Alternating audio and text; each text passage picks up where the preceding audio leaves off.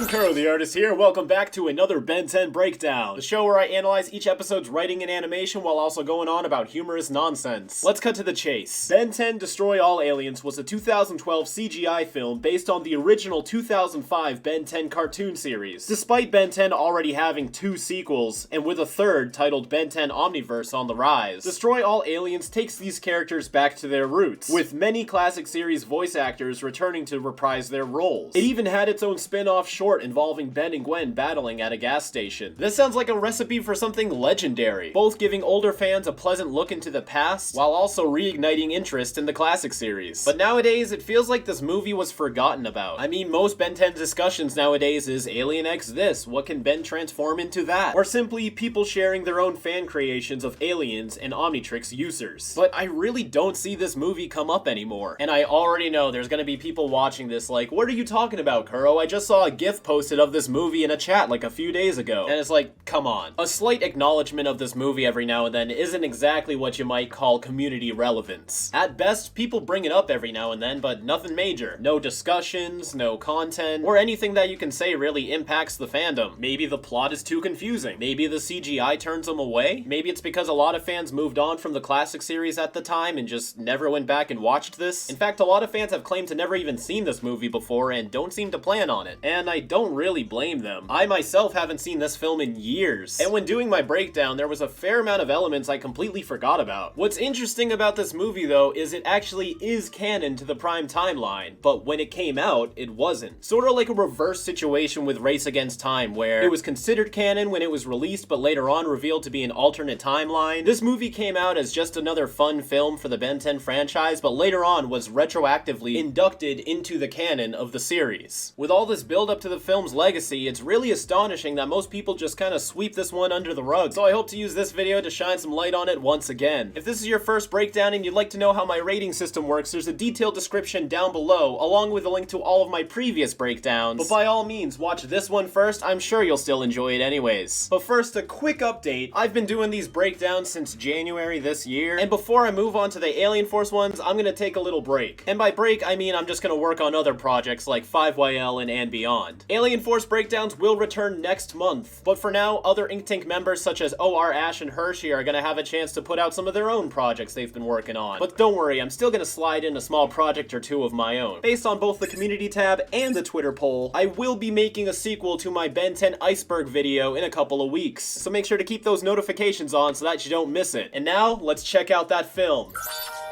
Just like Race Against Time, starting with a sky and panning down to the Bellwood sign. Although this one is much less interesting than the one in the cartoon or in the live action. Now we have 3 different mediums to compare. Stay awake, the best espresso you can ever get. Maybe I should get that. I like all the detail put into set dressing this city. But check out right here, here's JT. Do you think this is his dad or his brother? Everybody moves so animatedly. Look at this guy. Lots of pretty great in-betweens here. Oh my god, it is amazing that she survives here. Although people still be using these kinds of phones in 2012? Actually, yeah, you know, it wasn't quite the smartphone age yet. Proceeding west on Pugsley Boulevard near Klein Avenue. Did you catch that? Pugsley Boulevard near Klein Avenue. Pugsley Boulevard and Klein Avenue. Reference to the script writing duo that pretty much led the classic series. Nice to hear him get a shout out. Also, I believe this is the first time, at least chronologically, that we've seen real bullets be fired in Ben 10. Normally it's laser blasts because, you know, censorship. I totally forgot. Is someone actually in that tank? They are lucky too. This tank can do everything but actually kill someone. There's the rust bucket. I love this shot. Nice little music cue, and we zoom back out, and here's the main trio in full CGI. I honestly think Ben and Gwen look great. Grandpa, he's a little bit tough to get used to, but he's not so bad. That's some tank, Grandpa. It's a fully automated urban assault vehicle. So since this movie came out like 5 years after the classic series ended, I feel like Megan's voice is much deeper, or she does Gwen slightly different than she usually does. It's not a tank, doofus. See, all these different expressions with Ben. I just think he looks really good good in CG. One thing that's tricky with CG is getting all the different expressions right, especially when they're based off of cartoon characters that don't have the same restrictions, but these models capture it very well. Only to wash off your cooties. Knock it off, you two! See, Max is kind of a miss. I think it's because he doesn't have like that chin fat there. He's got a very defined chin, almost like his Ken 10 appearance. And he's pretty smooth around, you know? They could have been a little bit harder on the wrinkles with him. And the tank grows. Now it's just blowing shit up. What is the tank's goal here? Wow, the rust bucket is so dense that it can knock this tank going at full speed and not take a scratch. We've never gotten this much detail on the rust bucket either. Normally these are just shapes and whatnot, but we get to see all of the different stickers and details. He's got 2 different New York ones, and a lot of these other places he did visit in actual episodes, like New Mexico, Texas. Pretty great detail there. Which means it's hero time. Hey! That's a good shot. Wow, that pistol is powerful. So this Omnitrix has the infamous error that the button is on both sides of the dial when it should only be one. Except here, it's not accidentally drawn that way. It's been 3D modeled to have this error. It's time for an upgrade. See, the best part about this being CG is you can have all these different camera angles without cutting away. Like every time the camera freezes, it could be its own panel if this was a comic, or its own shot if this was drawn traditionally. But we're just moving between all of these shots continuously. Not to mention these holograms are pretty dope. You get a lot of detail on them. They have a reflective shadow as if they're standing on a surface. And even the background bubbles change too.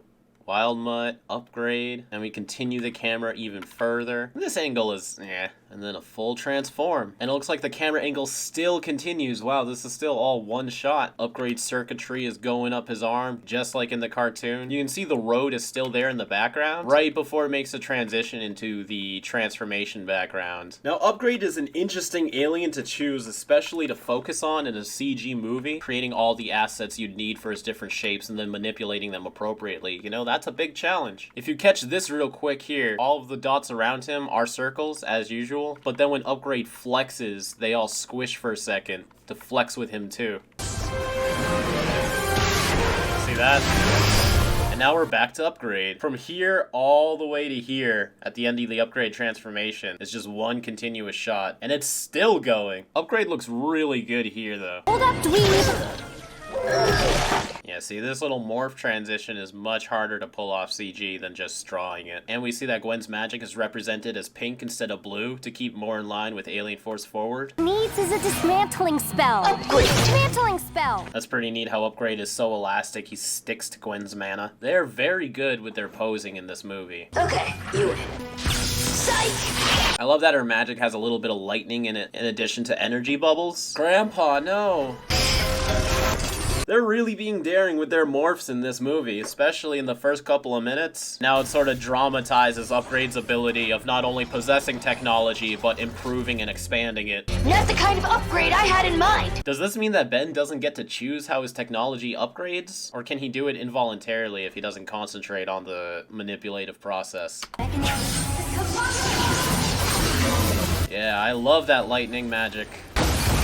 This is absolutely unheard of for a man your age. Incredible reflexes, Max. So no one was piloting that tank. Was it sentient or just like an attack vehicle that went rogue? I feel like the whole first 5 minutes of this movie is just meant to impress you with how well the CG is animated. The actual CG models and whatnot may be a little dated, you know, budget is also a factor, but the animation is top notch. Like, this animation is really good in this film. It's not red though. You're the pea-brain who upgraded that assault vehicle. These are like 3D movie shots. I wonder if this movie was ever released in 3D. Something's wrong with the Omnitrix. I'm pretty sure something's always wrong with the Omnitrix in every movie. Now this is very similar to Race Against Time's opening too. Like its own interpretation of what it's like zooming into the Omnitrix, which we also got in Secret of the Omnitrix. I guess it's just kind of the status quo. So now we're zooming in through the clouds into what appears to be Bellwood. Ben's hoverboard. See, I like that it's the updated model that he gets after Soto, because he does trash that X-123 that Tetrax gave him and hunted. Grandpa? So Ben's missing his Omnitrix in some of these shots. I don't know how something like that can happen when it comes to CG models. Like when drawing it, you can just forget to draw it. That's possible. But with the CG model, it should always be attached to the character, right? Unless you needed a variant of Ben without the Omnitrix on, which I don't think is in this movie. I could be wrong. Either way, he's missing it right now.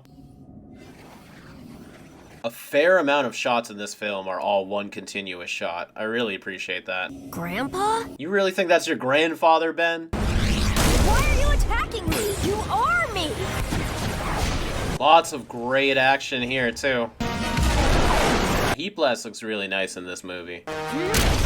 Forearms. You know, this isn't exactly how I would have pictured the texturing on Forearms' suit. I do like that they did try to add more detail. It kind of looks like right here, though, his Omnitrix dial is missing on his shoulder. This is just a flat circle. And even though this is a dream, Ben's got to be incredibly fast to dodge all of Forearms' punches while running up on his arms. Ooh, looks like the Omnitrix dial's coming off a little bit. Now, Stinkfly definitely benefits from the CG. Look at all the different details they could add for him. The wings, the texturing on his head. He's got these different textures and splotches all over his eyes and skin. The goo is slightly transparent, though. And look at this. You can see eyelids. Have we ever seen Stinkfly's eyelids before? Although the goo doesn't look as good as some of the other simulations in this film, like fire or energy and such. It's Diamond Head. Now his suit is textured differently than Forearms', even though I would have imagined that it'd be the same material. And his Omnitrix is much shinier. And here comes Wildmutt. Somehow looks much better than his Race Against Time counterpart, although much smaller than he should be, I feel.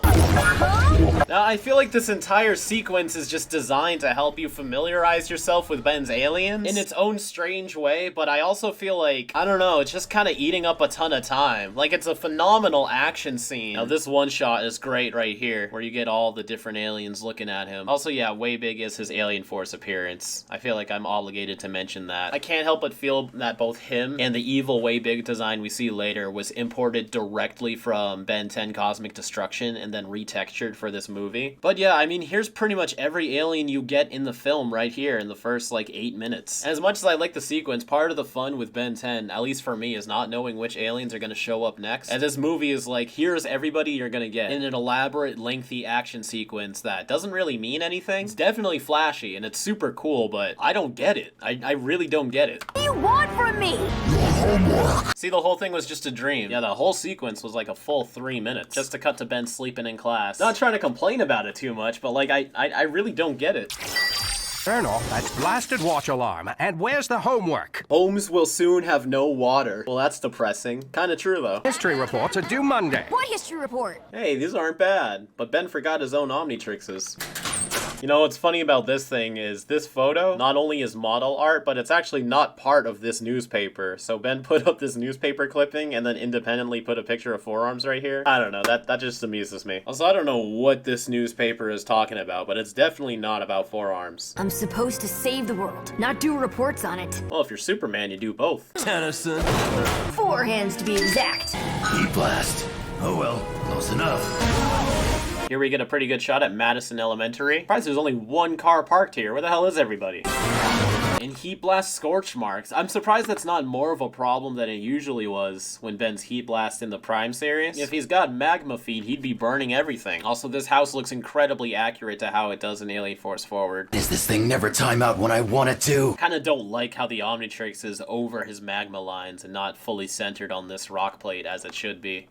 Ben, come out here this instant, young man. Ben Zone. Oh boy. Hi, Mom. Hi, Dad. So since this film really wanted to be similar to the classic series, they go with the Goodbye and Good Riddance versions of his parents with the appearance, attitude, and voice actors. And I don't dislike these versions, they're just much less interesting than the Sandra and Carl we usually get. Can you tell me why the entire house is covered in scorch marks? Oh man, if I was his parents, I wouldn't be this calm about it. You'd have to get completely new carpeting. I'm afraid we're going to have to ground you, son. Can't overrule your parents, Ben. Here we got footage of Ben on a webcam, but on his actual laptop, it doesn't have a webcam. Don't make the same mistake I almost made with your father. No point in saving the universe if you lose your family. I like the subtle detail of the bushes shaking as the rust bucket goes by. Ah! This is a cool effect. It's a combination of Ben and Gwen's energy. Then it digitalizes the laptop into the Omnitrix. Does her phone say it's 1 in the afternoon when it's dead night out? You gotta get that thing calibrated. How's my favorite cousin? Why she got this random picture of Max right here? Someone pointed out to me on Twitter a while ago that she also has a picture of Max hanging up in her bedroom in Alien Force. And it's like, you know, I love the guy, but... Can't just expect all life's answers to just come flying in through the window.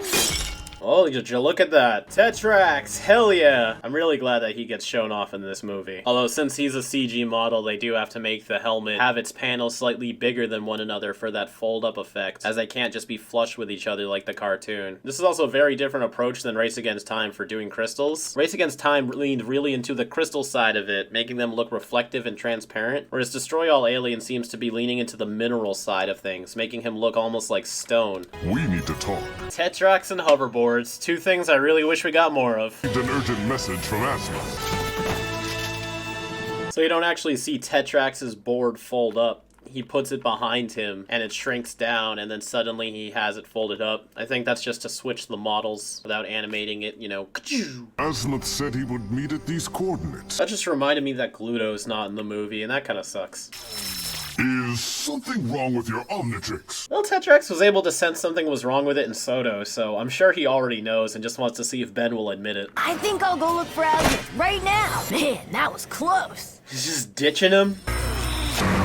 So later on in this movie, we find out that this truck right here is Azmuth in disguise. So Azmuth was just running a few minutes late if Ben just waited around. And the Omnitrix swipes against the truck. Hey, are you okay over there? And the evil Waybig. Yeah, I'm almost confident he's pulled straight out of Cosmic Destruction. For those that don't know, Cosmic Destruction was a video game based on Ultimate Alien, where at the end you play as Waybig and fight an evil Waybig, and it looks exactly like this. So I feel like his model was taken from the game and then retextured for this movie, which would also explain why he has his Alien Force appearance. I don't understand why he would look like this if it wasn't that. You can see some freckles on Ben's face. I just noticed that. It's hard to see in a lot of the lighting. Tetrax, it's hero time. Wow, even his icon is Alien Force Waybig. Way big hero time. Now this transformation sequence does show off some of the bad CG in the movie. Like this all kind of looks like Jimmy Neutron, which came out over a decade before. Transformations this elaborate are hard to pull off, I'll give it that. And I love that they're trying to do it shot for shot, like how it appears in the animation. And it doesn't look that bad, it's just kind of funky, you know? I also don't think I would have pictured Stinkfly's arms this texture. I always pictured like some sort of exoskeleton, whereas here it's very fleshy like skin. Although this texture right here is good for his head. Yeah, not bad. Doesn't this thing ever work? Although immediately cutting from this shot to right here is a bit jarring. I would have added like a final flash to transition. But see how matte and smooth this Omnitrix ring looks? But then in this shot here, it's crazy shiny. We keep swapping between how shiny the Omnitrix is supposed to be. This shot here too, where the crystals just appear on top of him in one frame, and he throws them very slowly. Sometimes the action is really good, but there's other times where it's like, it's got that typical CG lag, if you know what I mean. Like sometimes with CG animation, the pacing is always very slow. Like characters all kind of move very slowly around like this, as does all of the action. It mostly happens in video game cutscenes.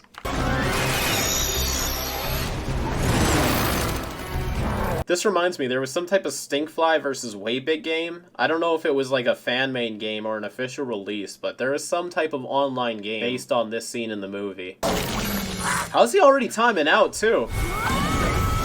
It's probably because the Omnitrix is busted, because that was barely a minute.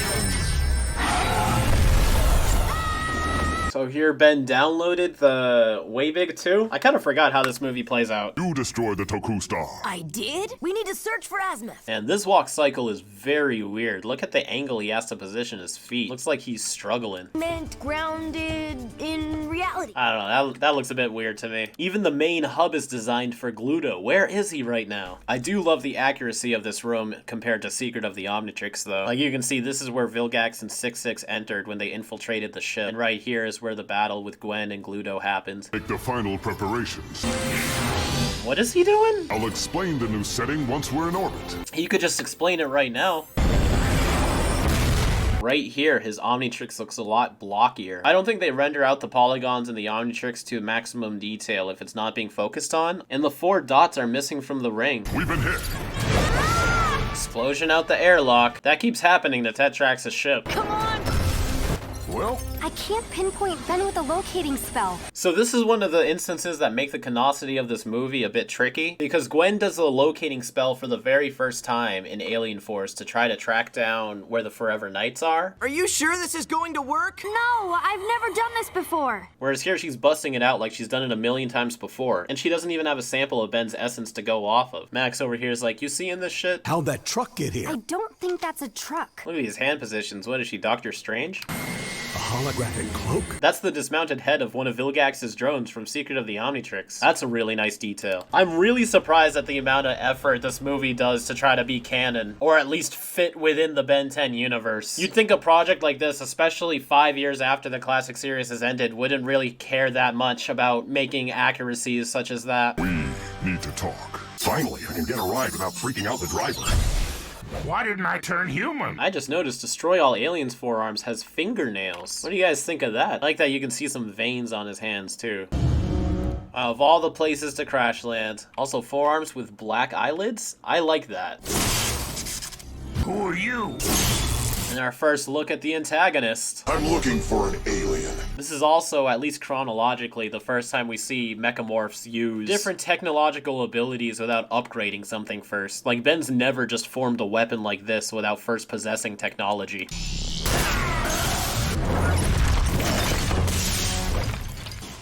This is one of the best sequences in the film, if you ask me. You're wrecking an ancient Earth artifact. Like when you blew up Mount Rushmore. Although in a similar vein to my issues with him having such a significant impact on Mount Rushmore, this is also a very popular and notable tourist attraction. Like, how is no one seeing this? In fact, a lot of the roads that lead up to this monument aren't even present.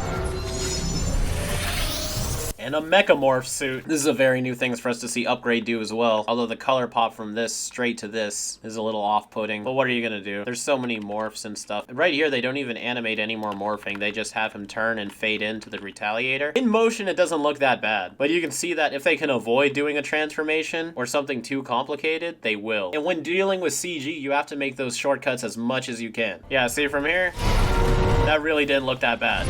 My tracker led me straight to you. You know, forearms right here is in the same position that his hologram is on Ben's watch, so that makes me feel like this is the default position for his model, like once you import him into the program. Essentially the T-pose. Oh, I love this scene. I just think this is a very clever thing to do. It's cool to think about where a fight like this could go, because they can't really hurt each other. A mechamorph is definitely not strong enough to take on a Tetramand, but you can't defeat a mechamorph just by pure brute force alone. So these two battling are at a stalemate with each other. You shut down Tetrax's ship. You shoot down Azmuth's ship too. Now, since we know this is Azmuth's father, if he just paid attention to what Ben said right here, all of the conflict from this point forward could be avoided. What do you know about Azmuth? See, there you go. Now just stop shooting at him and let him talk. Oh my god, Ben. See, now you're destroying the monument. Mechamorph versus Mechamorph. Where'd the Tetraman go? So being the father of Azmuth, he doesn't know about the Omnitrix, or at least wouldn't be able to recognize it when he sees it. You know, his dad is the most ruthless and irrational Galvan I've ever seen. I guess aside from Albedo. Come to Brazil!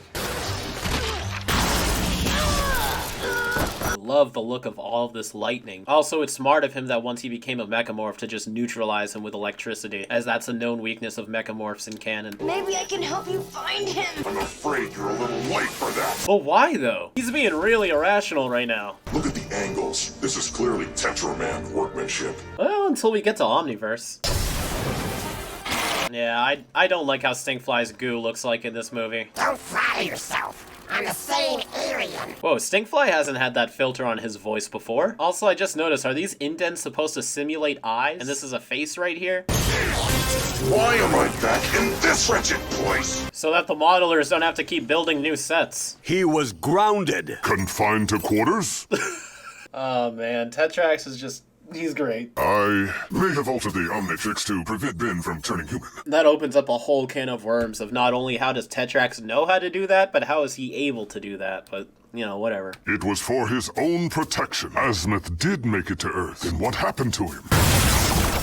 No civilians. Thank God. I think that's the one thing that throws off all the Bellwood scenes in Destroy All Aliens for me, is there isn't people walking around or even cars on the road. It's like a city like this, you'd never see it this empty. And like, I know, they're not gonna want to animate all of that shit just for background establishing shots, but it's still something that stands out to me, because I look for that kind of stuff.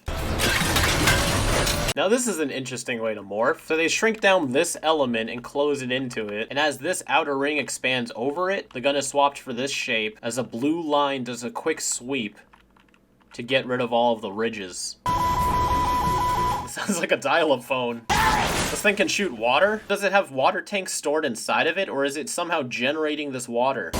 See, this sequence right here pretty much serves the same purpose as the dream sequence from earlier, showing off all of Ben's aliens during some crazy fight in the city, especially since Tetrax added that ability for Ben to change from alien to alien. Good thing he didn't forget about that water attack.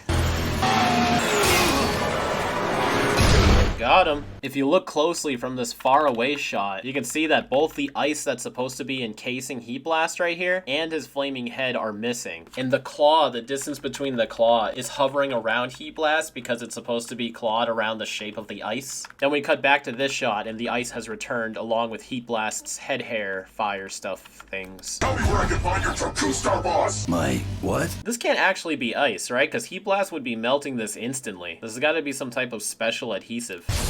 Now the ice is missing too, again. I guess it got dematerialized inside the Omnitrix when Ben transformed? Good to see you, Grey Matter. He's a pretty simple one to pull off in CG. So this is what it's like inside of one of the robot drones' head? Why would Azmuth want to shoot down my ship? I don't know. I've never met the guy. That's another problem with making Destroy All Aliens retroactively canon, when it's revealed in Omniverse that Max and Azmuth have known each other for quite some time. It appears Azmuth was tracking some kind of malfunction with the Omnitrix. Well, right here, Heat Blast is missing his head flames again. I think I found a ship's log. Target acquired. Time to blend with the locals. Oh no! So there's Ben smacking against the truck. I mean, now that I've seen this movie and I know that this is where Azmuth turns into the Way Big, it's so obvious with this sequence here. But I remember the first time I watched this movie, the twist did get me.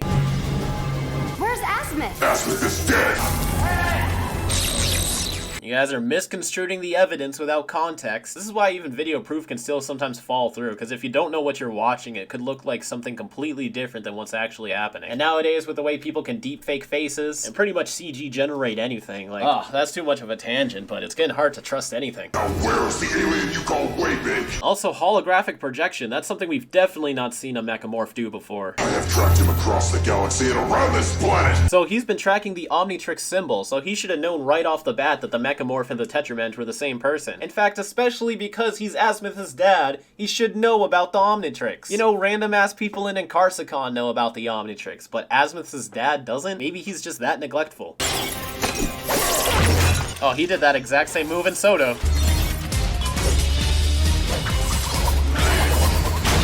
Tell me more about this symbol. What does it mean? Wow, he legitimately doesn't know about the Omnitrix. That's wild. Get to a phone.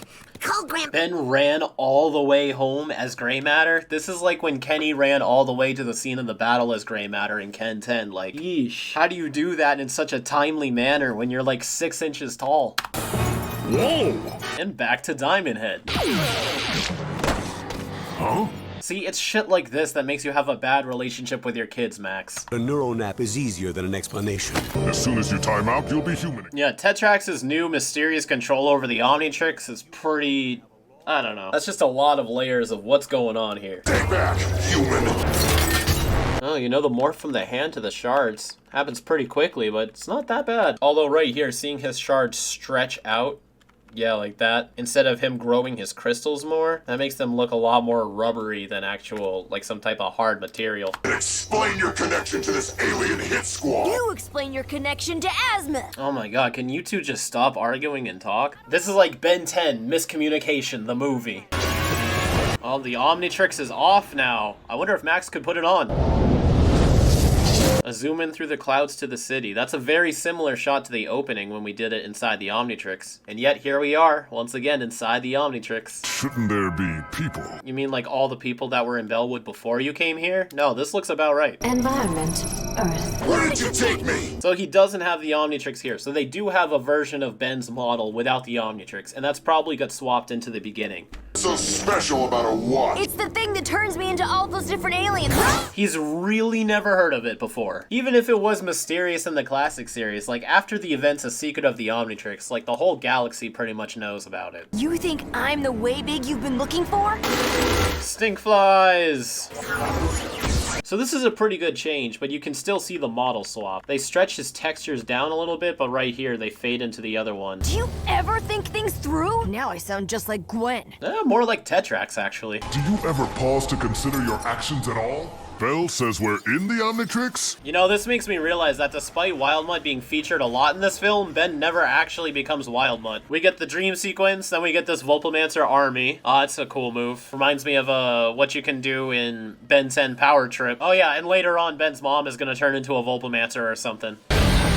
Ooh, a portal? Yeah, see, all of this shit is like, it took Alien Force Gwen long time to master abilities like this. Now she's making portals and teleporting all around the world like nothing. Aliens don't just fall from the sky! Oh, would you look at that? We're on Petropia. This is not a flattering angle for Tetrax. This is all a computer simulation. Quite literally, too, since they're CG characters. This also looks very in line with what Petropia is like in Alien Force. I mean, Crystal World, it's not hard to get wrong, but, you know, looks good. The Omnitrix scans alien DNA. What if it scanned us? Is this how the scare was able to survive? You mean like the time we ended up in that Sumo Slammers game? Also that too, wow, what a great reference. And it was Mechamorph interference that made them get downloaded into the video game, so this does reinforce that type of logic and power set. Why won't this teleporter work? Magic seems to be a pretty great foil for Mechamorphs. Azmuth is my son. I love that Tetrax and Gwen are shocked, but Ben's just genuinely confused. I haven't seen him in thousands of your Earth years. Thousands of years. What's he been doing then? It wouldn't be on Galvin Prime, because they definitely would have heard about the Omnitrix. Is he also just bumming around on some planet, isolated by himself? He'd abandoned Galvin Prime to focus on his life's work. He was on Galvin Prime? So nobody on Galvin Prime knows about the Omnitrix? I find that so hard to believe. When he suddenly had to leave on some urgent mission to Earth, I couldn't bear to lose him a second time. This was the only transmission I received. Alright, yeah, so that does explain some of the craziness. So Azmuth runs away to Xenon for a couple thousand years, comes back, says, "Hi, Dad," and starts leaving again. So his dad says, "No, you don't," and chases after him. It became my duty to track down this Toku star and make him pay for taking Azmuth's life. Which all happened during the events of the movie, so it's pretty interesting that this bad guy's antagonist's whole backstory didn't even be created until this movie started. A lot of the things in this movie has ripple effects based on what happened prior. I like it, I think it's cool, but it can also get pretty hard to follow if you're not connecting all those pieces. Tracking to the Earth town known as Bellwood. See, there they are, leaving from earlier. So Azmuth shows up on Earth right as Tetrax and Ben are leaving, and the first thing he does is shoot down their ship. How exactly did you get rid of this evil way big? Flash from the Omnitrix, and it just vaporized him. Yeah, we're jumping back and forth in time. Omnitrix just downloaded evil way big, just like it downloaded us. And now that they've figured it out, guess who's gonna show up? That's the alien that devoured my son! This shield looks very different than all the other magic Gwen's done in the movie so far. In fact, it looks very similar to her Alien Force shields. And now in this angle, it looks different again. This is all my fault. Remember that dismantling spell I did? More chain reactions. I must have messed up the entire Omnitrix DNA protocol. Oh, that was easy. Would you do my history report for me? I almost forgot about the history report plotline. It's like the talent show plotline in Race Against Time. It just randomly comes up. Magic plus upgrade caused the problem? Then maybe the same combination can fix it. Wow, Tetrax is successfully fighting a Toku star right now. Granted, it's a rabid, brainless one. That looks very weird. Throw it out of the rust bucket. Oh, no. It's interesting that the Omnitrix knew to reattach itself to Ben's wrist after he's been ejected from its database. Probably because it's already bound to his DNA. Well, time to go walk around and destroy stuff. It's hero time! Wait, Ben! Ooh, yeah, you know what? Wild Mutt doesn't look that hot either. He's just a tough character to get right, but they keep on trying it. That's my favorite shirt. It's your only shirt. They say something similar in Race Against Time, too. You wore that shirt all summer. Didn't you ever wash it? Are you kidding? This is my lucky shirt. Into the city. How does Azmuth really think he's gonna take out a Toku star with some mechamorph armor? Also, if Tetrax, basically what Gwen does there, just builds a dome made of crystal around Heblast and Wild Mutt, I'm sure they'd be contained and fine. Your parents must be extremely disoriented from the DNA transformation. What if Azmuth is that evil way big? They figured it out. Nice. It was cloaked like a truck. Truck? Oh yeah, it's all coming together. The hair actually doesn't look that bad, especially because it does have a little bit of movement, but it's just Wild Mutt is such a tricky character to get right. I would have liked to see him substituted with another alien. What alien would you guys have liked to see in Destroy All Aliens if it wasn't Wild Mutt? Let me know in the comments below. Well, thank goodness that worked. Also, how come his eyes get to glow, but the Omnitrix doesn't? That was pretty cool. But seriously, where the fuck is everybody in Bellwood right now? Pick on someone your own size! Yeah, that's whack. Hundreds of people just died. Oh my goodness. That's pretty smart for Gwen to cast a little spell to help her hang on. But yeesh, for real, like this is some major destruction.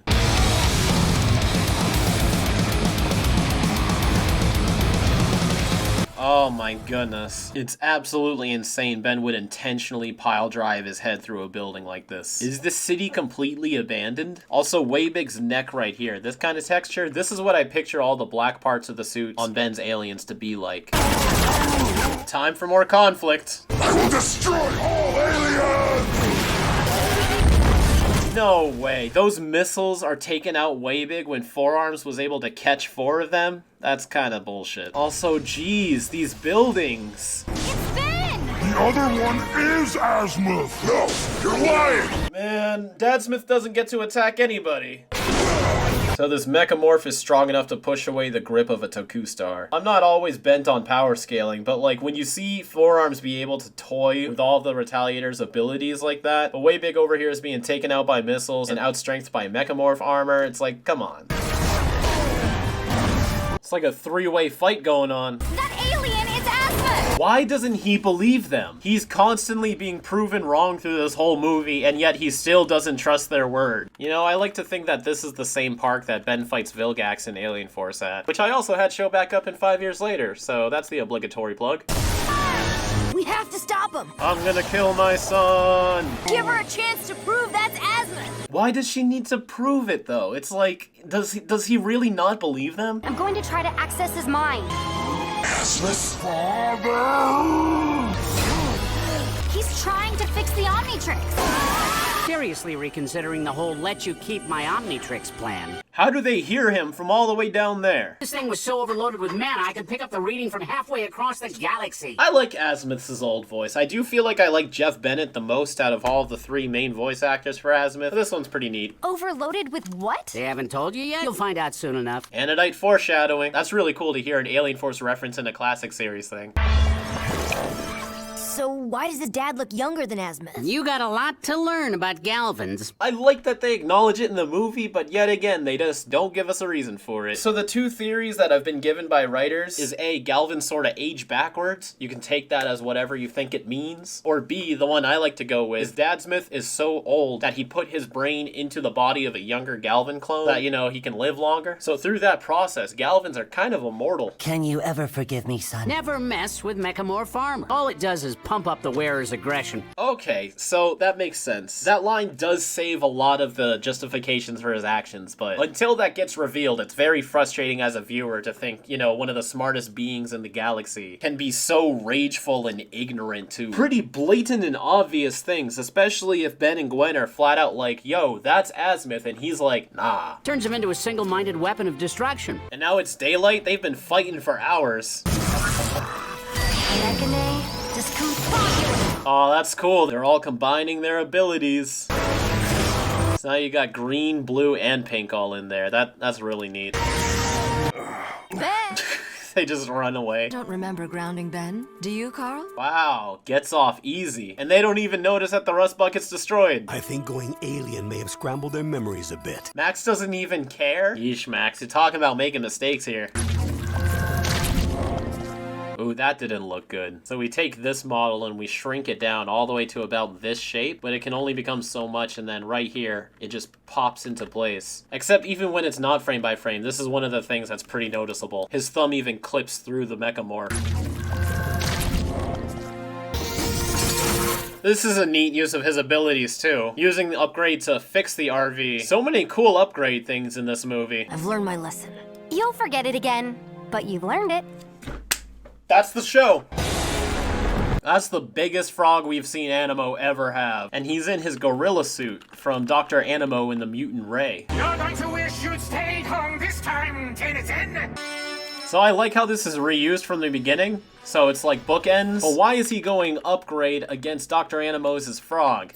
We've done cartoon, we've done live action, we've had some video game spin-offs. Why not throw in a CG movie? I'm gonna start off by giving the plot a 5, surprisingly. What I like about this movie is figuring out the mystery as you go. A lot of seemingly inconsequential scenes end up being major key plot points later on in the film, and then we'll see a scene and go back to it later on and see what it really means. But let's put things in chronological order. Ben and Gwen are fighting a tank. Gwen takes out the tank when Ben says upgrade, which causes the Omnitrix to get infused with mana, sends a signal that the Omnitrix is broken, so Azmuth comes down to fix it, but accidentally gets mutated by the broken Omnitrix, transforming him into a rabid Toku star. The footage of that is then given to Azmuth's dad, who thinks that Azmuth has died at the hands of this Toku star after he just got his son back, so now he goes down to Earth and tries to find the Toku star that seemingly murdered his son, using experimental armor that starts to turn him very vengeful, along with Tetrax, who also got the signal and arrived to help. All the story elements weave together very well. When it comes to continuity, I don't want to drill on it too hard because this movie was made just for fun and retroactively became canon, so some of the smaller canon inconsistencies probably wouldn't have been there had this movie be intended to be completely canon from the start. But yeah, in terms of the plot, I mean, it's very engaging. Some of the smaller issues I have with it aren't even that big of a deal, certainly not enough to try knocking it down on the scores. Like, one negativity I could say about it is the fact that if you haven't seen Ben 10, unlike Race Against Time, this movie doesn't do much to try to reintroduce the series to you. It jumps right back into the continuity of the original series, and I like that. And you know what? For a movie that was made specifically for classic fans, I'm glad that it didn't have to worry about trying to reintroduce this and that. This movie was made for Ben 10 fans, and it pulled no punches with that. Yeah, there's a lot of wacky scenes like the whole dream sequence and them getting sucked into the Omnitrix that you could try to find some logical fallacies in it, but you know, it all felt very Ben 10. It was exciting, there was a lot of sci-fi mumbo jumbo, and it didn't exactly contradict anything other. You just have to suspend your disbelief. And like Ben said in this movie, it's not like they haven't been downloaded inside a computer simulation before. I mean, aside from half of the city of Bellwood getting absolutely demolished and thinking about the countless lives lost during the Toku Star battle, I can't think of any strong flaws with this movie. And the only reason I'm excusing that is because, like, what? Are you expecting them to show all the people getting murdered in the Toku Star battle at the end of the film? With movies like this, you kind of just, you have to excuse it. But at the end of the day, a Toku Star battle in the city was a pretty exciting finale. Characterization, I'm gonna give it a 4. Ben, Gwen, Max, and Tetrax were all written very well. Of course, being written by Marty Eisenberg, a very seasoned writer in Ben 10, you're bound to get that type of strong characterization. But outside of that main hub, for example, the Retaliator, aka Azmuth, well, we find out at the end of the movie that he's so infused with rage because of the untested mechamorph armor. It does make a lot of his scenes frustrating and kind of repeating themselves a lot. I mean, you hear him say 3 sentences and you've pretty much heard him say his entire catalog of dialogue up until the end of the movie. And while he's a very cool looking design and there's lots of great action fights with him being one of the only other central focuses on the movie, seeing him angrily rant about Azmuth for nearly an hour, you know, it loses its touch after a while. And while it was nice for Tetrax to come back and he did seem very much in character, he was also kinda just there for most of the film, aside from just being info dump, and because he's a fan favorite character. His role in the movie movie is pretty unnecessary. Aside from telling Ben that Azmuth needed to meet with him, he's pretty much on the same knowledge level as Ben throughout the whole film. So as much as I like Tetrax, all of his scenes could have just been Grandpa Max, and it'd probably be about the same. Visuals, I am going to give it a 5. Again, I could be super hard on it, but almost all of the negative CG things I pointed out is because I paused and went frame by frame, and that's just not fair. There was only a handful of legitimate bad CG shots. If I'm really going to compare that to like the absolute perfection of CG, then nothing will ever get a 5 in this rating system. Most of the CG looks really solid. All of the characters look great. Wild Mutt's a little funky, but you know, that's Wild Mutt. And Grandpa Max, he looks good. He just doesn't look as in tune with his cartoon counterpart as like Ben or Forearms does. But the action, the camera angles, a lot of the lighting. This movie definitely amps it up with the lighting. And like I said, it is really weird to see Bellwood completely empty, but I feel like that's just a budget thing. You'd need all of those animations, all of those character models, all of the rendering power, and it's like, is it really worth it to just have people walking around in the street when the main focus should be on the battle? You gotta pick and choose what's actually important here. I think the Retaliator's design was very well done. I like that we saw different parts of the Earth and not just America. Gwen's magic looked especially cool, and you know, despite the weird fact that Alien Force Waybig is shown instead of classic Waybig, he still fits into that art style. Importance, that's its biggest weakness,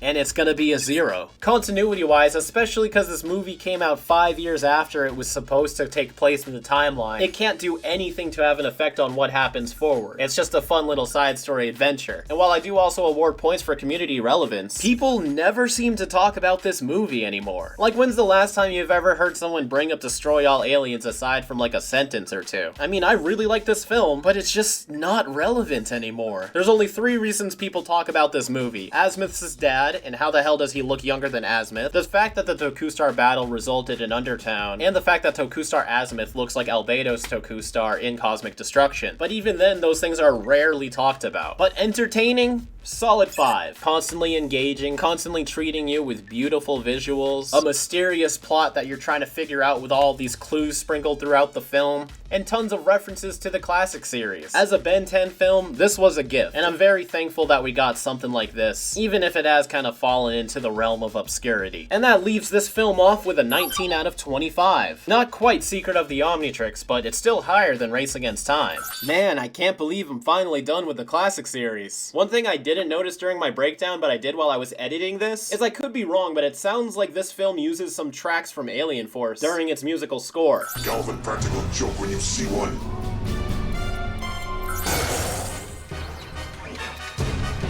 Whoa! Get away from her, you monster! I don't know, something about that sounds very Alien Force-y to me. Also, we got 3 hero times. That's more than the entire 2nd and 3rd season combined. But yeah, Destroy All Aliens, I can kind of see why people sort of forgot about this film, but it's still pretty great. I think people give CG a bad name nowadays. It's kind of just hive-minded subliminal mentality to think CG automatically is bad unless it looks like frickin' Marvel Thanos level standards. Everyone's expectations are way too high to appreciate something like this, and like, you know, I don't know, I don't need to go on another tangent. Point is, now I'm done with the classic series breakdowns. I'll see y'all next month for the Alien Force ones, but until then, I hope you have a fantastic weekend. And as always, keep it fizzy.